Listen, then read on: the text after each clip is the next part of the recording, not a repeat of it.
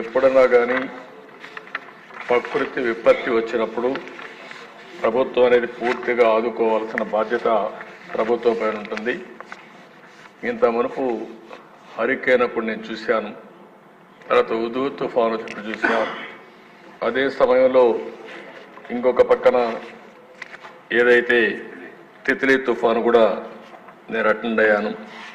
ఈ 3-4 తుఫాన్లు చూసిన తర్వాత అధ్యక్ష, ఇప్పుడు కూడా ఈ 5-6 జిల్లాలో వచ్చిన విపత్తు వల్ల ఇమీడియట్గా తాత్కాలికంగా వాళ్ళకి ఇవ్వాల్సిన గ్రాంట్ ఇది కూడా రిలీఫ్ ఇవ్వాలి.